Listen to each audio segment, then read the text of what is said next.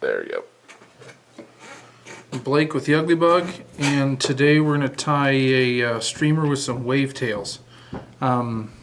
These are kind of new to our shop. Pretty cool stuff, but we've been messing around with it. So you can kind of substitute these in anywhere basically that you would use marabou. You can use one of these wavetails. And there's multiple ways to put them on. I've found kind of my favorite way to do it is to use a fish skull shank. This small shank, like the 10mm shank, is perfect. The one thing you need to make sure of, you can kind of see how this thing sits open. I'm wanting the wavetail to ride with a side profile. So obviously it's got the connection in on the front side. So I'm going to tie this in sideways. So to begin with, I'm just going to take my thread, kind of close up the closure point here. You don't need to go super overboard with this, but I put a decent little thread base down, and then I'm going to take the wavetail and lay it in here and capture it.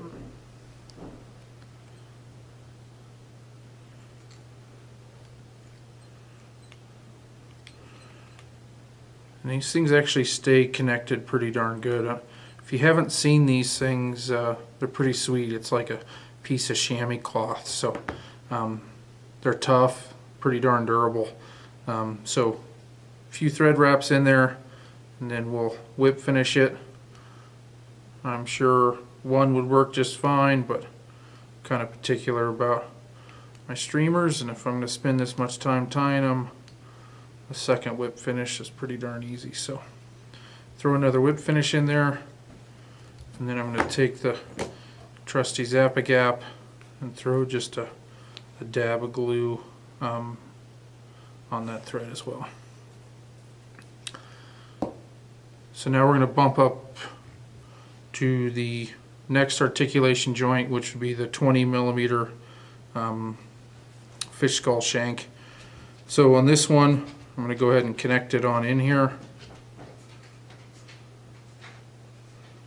So see me slide it on the shank there, and then we want it to ride with a side profile like that. So if I clamp it into my vise this way, then I can make sure that it's going to ride appropriately the way I'd like it to. So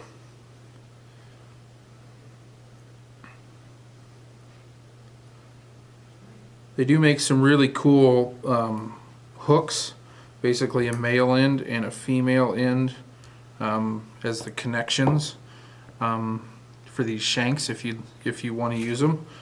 So that would be this set. What this allows you to do is change out the tail. If you were wanting, say you were tying a big pike fly and you wanted the versatility of changing out your tail color, that would allow you to do so. But for a trout streamer like this, I'm pretty sure I'm going to run that color, and it doesn't bother me to tie it in direct. So now I'm just going to take a chunk of UV polar chenille. Pretty simple. This is the gold UV. Go ahead and attach that on there, right back to the loop, and then I'm going to pull these loose fibers back.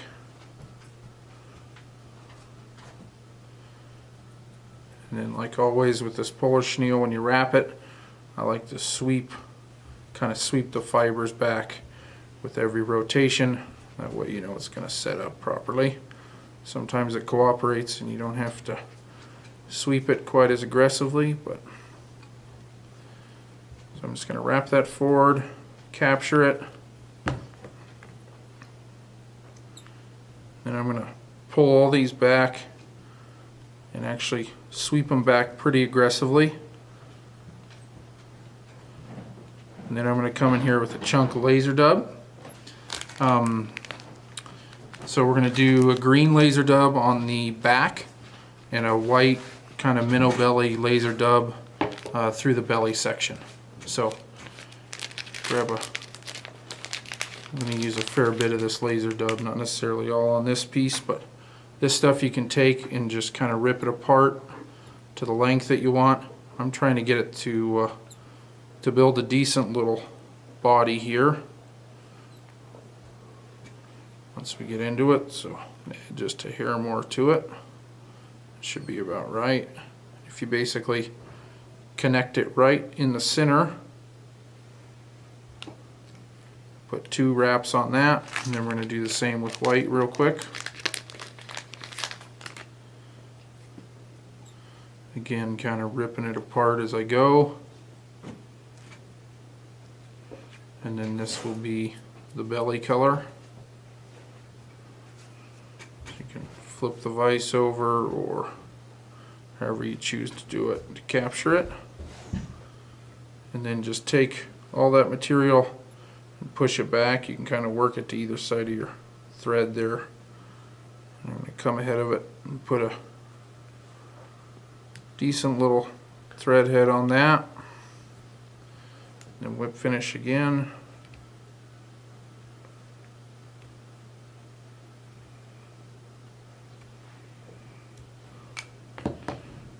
And take another dab of glue, just as a reassurance that it won't come apart on me. Obviously could double whip finish also. And now we're going to go to the hook portion. So for the front hook, I'm using a B10S Gamakatsu in a size 1. You could obviously use the hook of your choice, but I really like these Gamakatsus. They hold up well. They're pretty reasonably priced. I throw down a little thread base here. And then you know your choice of articulation materials. Obviously, there's all kinds of stuff. I like to use fire line or some braid. I leave a little tag end forward there. I find that this stuff might be a little more durable than backing, but allows for some of the same movement that you know the benefits you get out of backing. Unlike wire that might be a little too strict. Obviously, if you were primarily chasing pike, the same company that makes these wave tails makes big wiggle tails and double tails, and obviously if my primary target was pike, I would probably choose wire over the braid, but for what I'm doing, this works just fine. So this is just a 3D articulation bead or 3D beads from Hairline. I'm just going to feed this through and then back through the bead again.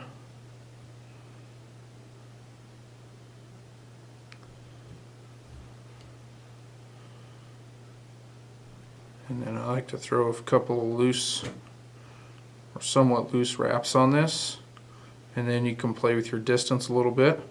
You know, like it to be close enough that it's not going to foul the hook, but obviously a little separation in there so that you get some good movement out of that rear hook. So,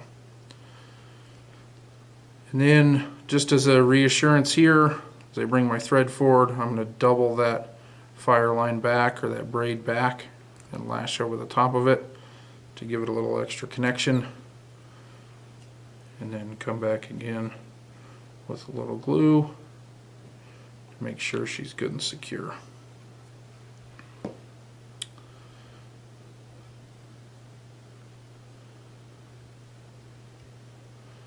Alright, just going to clamp this thing down real quick so it doesn't roll around on me. My little trusty hair tie. Take another piece of polar chenille. Again, UV polar chenille gold. Capture that. Pull those fibers back. Bring my thread forward. And then palmer this forward as I go. And sweeping those fibers back to make sure they're moving and not locked down or twisted, tangled.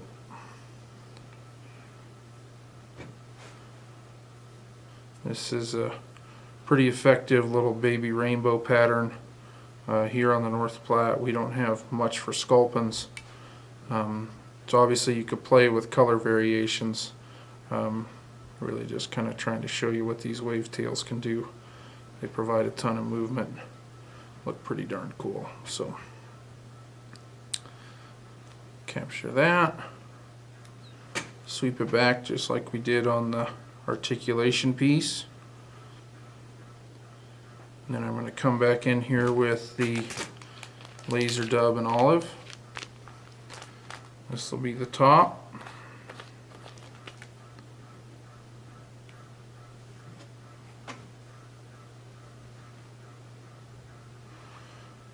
Lay that on the top. 2 wraps there. Same thing, laser dub and white for the belly. Pulling this apart again.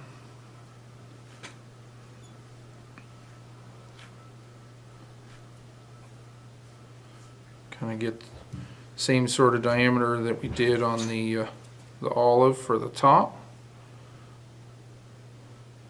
Give that 2 wraps in place, and then we're going to pull them on back, double them over, working around the thread again. Bring your thread to the front side, and repeat same process.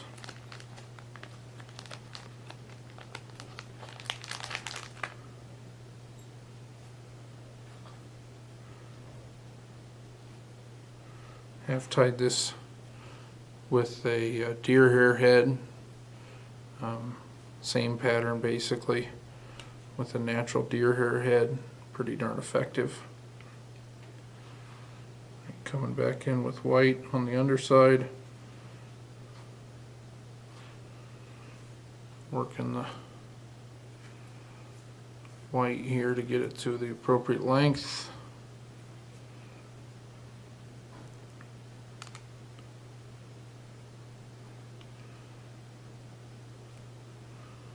Capture that where I want it.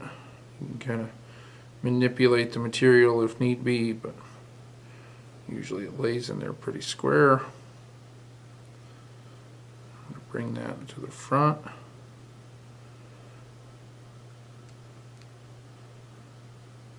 Make sure it's got a decent little tip back to it. Then this one I'm going to vary it just a little bit. So I'm going to take the olive again for the top piece, a little smaller clump, and then I'm going to take a little red laser dub. There's obviously a bunch of different theories and ideas, but I like to add a little red in there.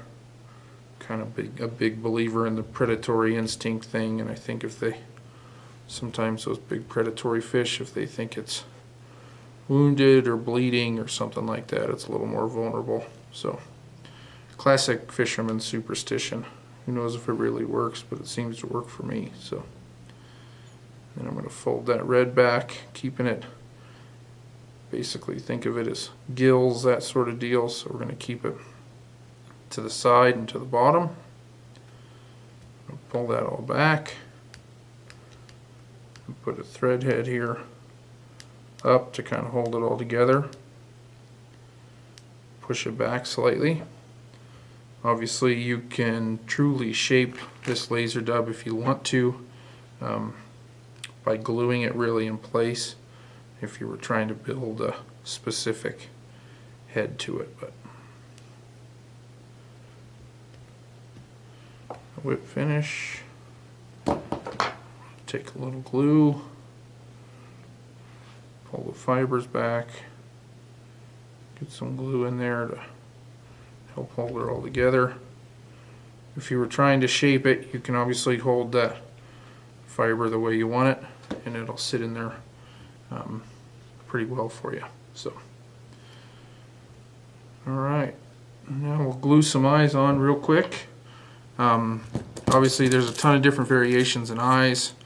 Before I glue it, I might give it a quick comb or two. This will kind of pull all those loose fibers out, blend it together a little bit. Once you brush it, if you kind of comb it back, if there's any loose laser dub in there, it'll pull it apart and clean it up for you. go. Alright, now we'll glue some eyes on. Today I'm just using some living eyes. These are ice, but you could obviously do whatever you wanted for eyes. Just going to take a bodkin, load the eye on there.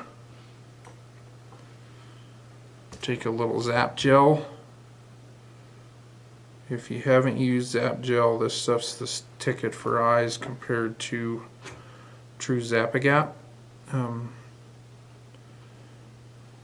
It really holds them on there well, especially with a product like this. I found it to be a bit more effective than straight Zap-A-Gap. So that's just Zap Gel.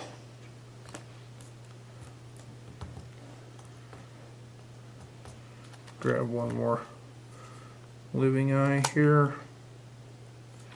I already set the gel. Place the eye. You can give them a little squeeze as they start to set up if you're wanting to flatten the fly out a little bit. And don't be afraid to come in here and trim up some loose fibers if you want, and kind of get it the shape and the way you want it to look.